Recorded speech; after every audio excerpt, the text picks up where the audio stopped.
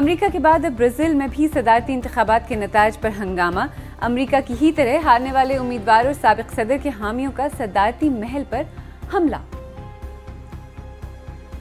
پاکستان جیسے ممالک میں الیکشن کے نتائج چیلنج ہونا ایک عام سی بات ہے، لیکن کیا ایسے ممالک میں جہاں پیسفل ٹرانسفر آف پاور معمول کی بات تھی، وہاں بھی اب نتائج کو چیلنج کرنے اور پھر تشدد کا ایک رجحان چل پڑا ہے؟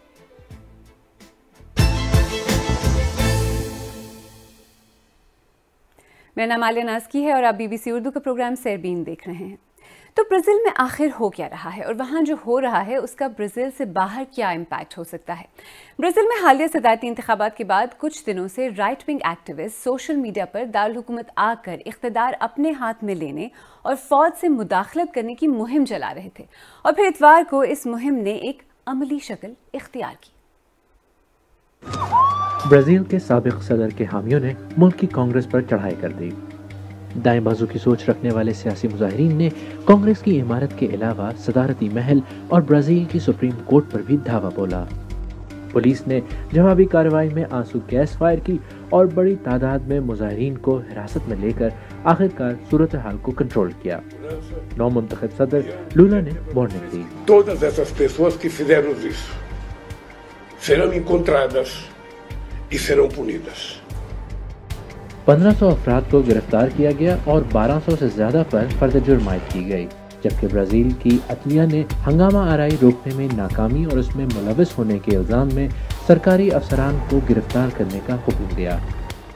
بہت سے ماہرین کہہ رہے ہیں کہ 2021 میں صدر ٹرمپ کے الیکشن کے ہارنے کے بعد جو کچھ US کیپٹل میں ہوا یہ اس کی یاد دلاتا ہے.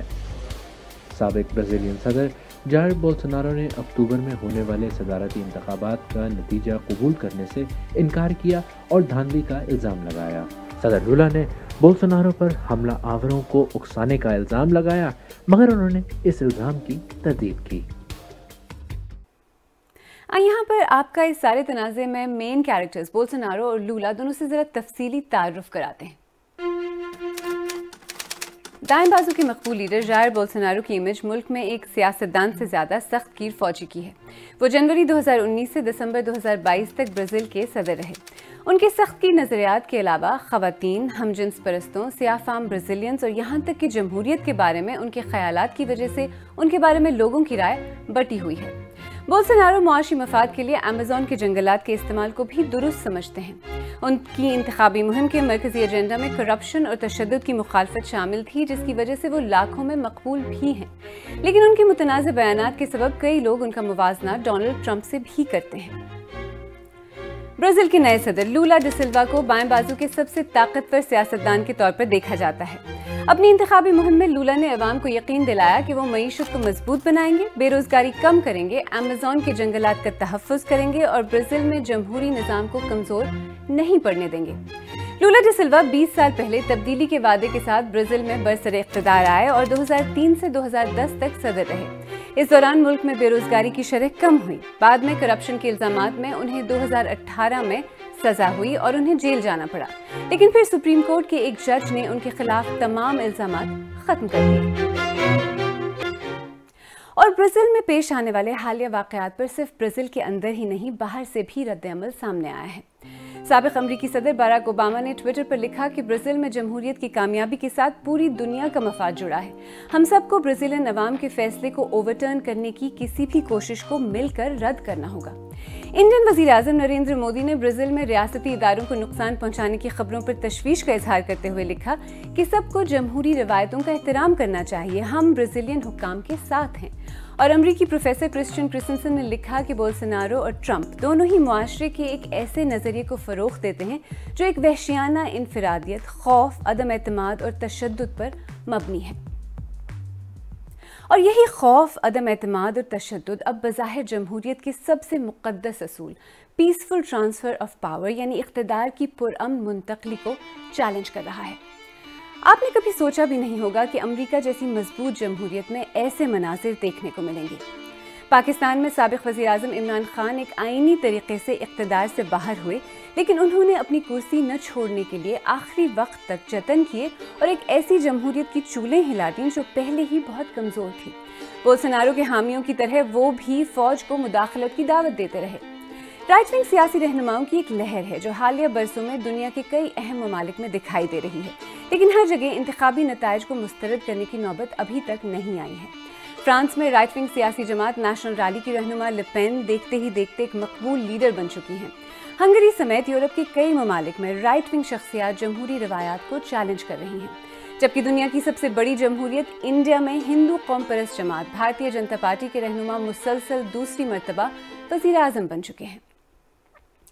تو آخر اس طرح کا پاپولزم اور اس پر مبنی رائٹ ونگ سیاست اس طرح دنیا بھر میں کیوں پھیلتی جا رہی ہے؟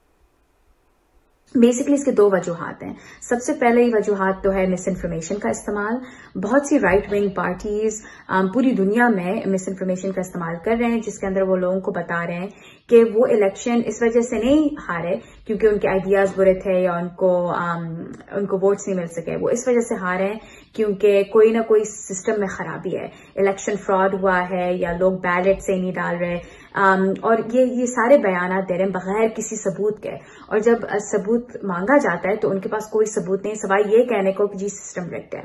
اور دوسری وجہ جو اس ٹرینڈ کی ہے وہ یہ ہے کہ ان جنرل لوگ جو ہیں اپنے حکومت سے مایوس ہیں۔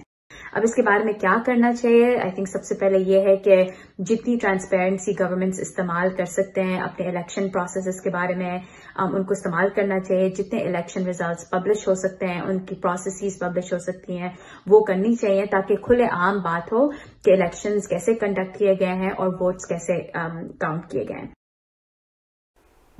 دیکھیے، کوئی بھی نظام پرفیکٹ نہیں ہوتا، شاید جمہوریت بھی نہیں، لیکن جمہوری نظام کی سب سے بڑی فتح یہ ہے کہ اس میں اقتدار بنا کسی جنگ کے، بنا نظام اور اداروں کو تباہ کیے، بنا تشدد، بنا کسی کا خون بہے، عوام کی خواہشات کے مطابق ایک شخص یا پارٹی سے دوسرے کو منتقل ہو جاتا ہے۔ اس بیسک اصول کی خلاف ورزی کسی صورت چھوٹی بات نہیں ہو سکتی، اور ایک ایسے وقت میں جب بظاہر دنیا بھر میں لبرل ڈیموکریسیز کو ایک رائٹ ونگ ریسرجنس کی وجہ سے خطرہ ہے، امریکہ اور برازیل جیسی مثالیں جمہوریت کے لیے اچھا شگن نہیں۔